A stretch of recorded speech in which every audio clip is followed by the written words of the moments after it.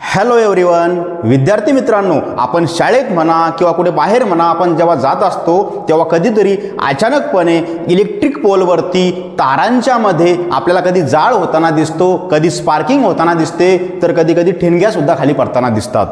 कधी कधी हा प्रसंग एखाद्या डीपीवर सुद्धा तुम्हाला दिसतो, तर कधी कधी घरामध्ये सुद्धा या गोष्टी दिसतात.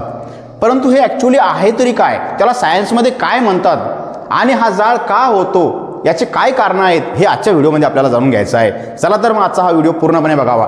बघा, शॉर्ट सर्किट, आपण ज्याला स्पार्किंग म्हणता, ज्याला आपण जाळ म्हणता, कुठेतरी ठिणग्या पडल्या म्हणता, त्याला म्हणतात सायन्समध्ये शॉर्ट सर्किट. आणि शॉर्ट सर्किट आहे काय, त्याची एक आपण डेफिनेशन बघूया. बघा, when live and neutral wires come into direct contact excessive current flows.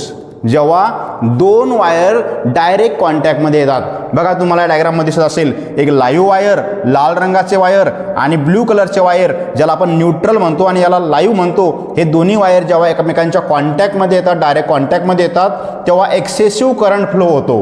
काय होतो? एक्सेसिव्ह करंट म्हणजे शिल्लकचा अतिरिक्त करंट फ्लो होतो, आणि यालाच काय म्हटलेलं आहे? This is called short circuit. आणि यामुळे काय होऊ शकते? It may causes heating and sparking. यामुळे हिटिंग होईल, म्हणजे अचानकपणे वायर खूप मोठं गरम होईल, त्यातून उष्णता निर्माण होईल आणि त्या ठिकाणी स्पार्किंग होईल. ही अशी स्पार्किंग आपल्याला पाहायला भेटते. आता हे स्पार्किंग नेमकं कशामुळे होते, याचे कारण आपण जाणून घेऊया. बघा, रिझन्स फॉर शॉर्ट सर्किट, काय काय कारणं आहेत समजून घ्या. सर्वप्रथम डॅमेज वायर इन्सुलेशन. आता वायर डॅमेज का होते, त्याचं इन्सुलेशन म्हणजे काय, तर वायरच्या वरचं कवरिंग.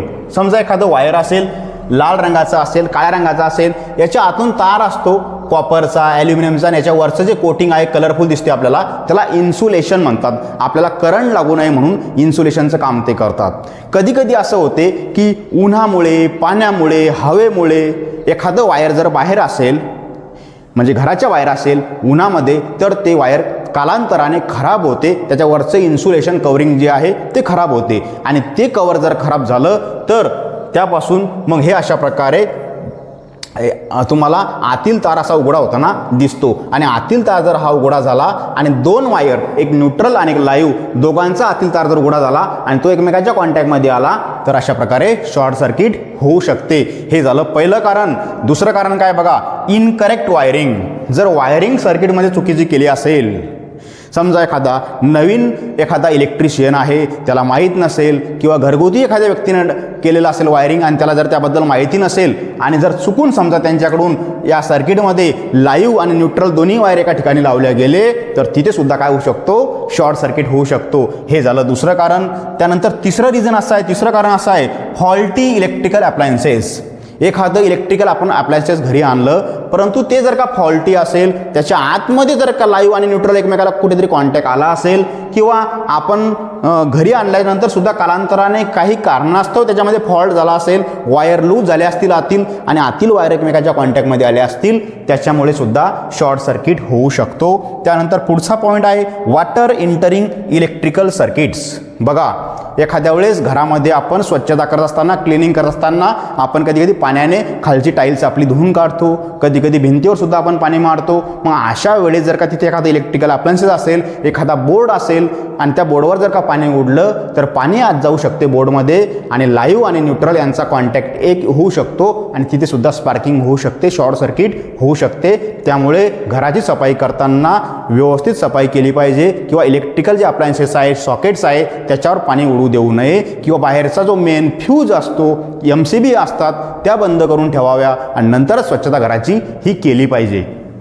बघा, पाणी हे कारण असू शकते. त्यानंतर जो पाचवा पॉईंट आहे, काय म्हटलेलं आहे बघा, डायरेक्ट कॉन्टॅक्ट बिटवीन लाईव्ह आणि न्यूट्रल वायर यांच्यामध्ये डायरेक्ट कॉन्टॅक्ट आला. खांब्यावर आहेत बघा तार, ॲल्युमिनियमचे खांब्यावरती तुम्ही पाहता, त्याच्यामध्ये 3 फेज पण आहेत, आणि खाली न्यूट्रल सुद्धा असतो. जेव्हा तो फेज आणि न्यूट्रल दोन्ही एकमेकाच्या कॉन्टॅक्टमध्ये येतात, दोन तार एकमेकाच्या कॉन्टॅक्टमध्ये येतात, एखाद्या वेळेस एखाद्या माकडाने उडी मारली असेल, किंवा हवेमुळे म्हणा, पावसाळ्याच्या दिवसामध्ये म्हणा, किंवा मग एखादी झाडाची ब्रँच असेल आणि त्या तारावर जाऊन जर कधी अडकली असेल, तर त्या ब्रँचेसमुळे म्हणा, जेव्हा लाईव्ह आणि न्यूट्रल दोघांचा कॉन्टॅक्ट एकत्र येतो, त्यावेळेस होते शॉर्ट सर्किट. तर हे सगळे वेगवेगळ्या प्रकारचे रिझन्स आहेत, कारणं आहेत की शॉर्ट सर्किट का होतो. आता बघा, शॉर्ट सर्किट झाल्यामुळे काय होऊ शकते, काय होईल मग शॉर्ट सर्किट झालं तर. स्पार्किंग दिसेल आपल्याला. याच्या व्यतिरिक्त अजून काय होऊ शकते बघा, अजून काय काय होईल बघा. काय काय इफेक्ट्स होतात.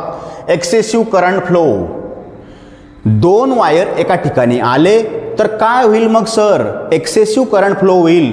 2 वायरातून जो करंट जायचा तो एकाच वायरमधून जाईल आणि एकाच वायरमधून जर का शिल्लकचा करंट गेला तर ते वायर काय होईल, wires become very hot. Wire खूप हॉट होईल, खूप गरम होईल आणि त्यामुळेच त्या ठिकाणी आग लागू शकते त्या वायराला. स्पार्किंग मे ऑकर आणि त्यामुळे स्पार्किंग होऊ शकते. वायर अतिरिक्त गरम झाल्यामुळे स्पार्किंग होऊ शकते. आणि जर अशा प्रकारे स्पार्किंग झालं तर इलेक्ट्रिकल अप्लायन्सेस मे गेट डॅमेज. म्हणजे आपल्या घरातील वस्तू, मग टी व्ही असेल, फ्रीज असेल किंवा कोणत्याही वस्तू असतील, त्या वस्तू घरातल्या शॉर्ट सर्किटमुळे डॅमेज होऊ शकतात, खराब होऊ शकतात. एवढंच काय, आपल्या घराला आगसुद्धा लागू शकते. त्या शॉर्ट सर्किटमध्ये जिथे चिंगाऱ्या, ज्याला आपण ठिणग्या पडतो म्हणतात, त्या तिथे जर का ठिणग्या पडल्या आणि तिथे जर का काही फर्निचरच्या वस्तू असतील, घरातील काही कर्टन्स असतील, बेड असेल, आपल्या उशा वगैरे असतील, कपडे असतील ठेवलेले की जे लवकर पेट घेतात, अशा वस्तू जर का त्यांच्या कॉन्टॅक्टमध्ये असतील तर त्या वस्तू लगेच पेट घेतील आणि घराला आगसुद्धा लागू शकते आणि खूप मोठं नुकसान, याच्यापासून प्रॉपर्टीसुद्धा लॉस होऊ शकते आणि लाईफसुद्धा लॉस होऊ शकते. असं खूप मोठ्या गोष्टी शॉर्ट सर्किटपासून होऊ शकतात. आणि यापासून वाचायचं असेल तर एक गोष्ट आपण करू शकतो, ती गोष्ट अशी की फ्यूज वायर.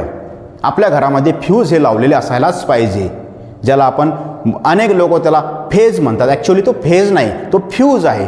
फ्यूज वायर लावायलाच पाहिजे. फ्यूज वायर लावला तर हे सगळ्या गोष्टी घरामध्ये होणार नाही. तो फ्यूज वायर ब्रेक होतो, मेल्ट होतो आणि आपल्या वस्तू संरक्षित होतात. तर अशा प्रकारे आपण पाहिलं की शॉर्ट सर्किट म्हणजे काय, शॉर्ट सर्किटचे रिझन्स काय आहेत आणि त्याचे इफेक्ट्स काय, परिणाम काय काय होतात, हे सुद्धा आजच्या व्हिडिओमध्ये आपण या ठिकाणी पाहिलं. यानंतर बघा विद्यार्थी मित्रांनो, आपल्यासाठी एक प्रश्न असा आहे, what's happens during a short circuit. जेव्हा शॉर्ट सर्किट होते तेव्हा ॲक्च्युली काय होते.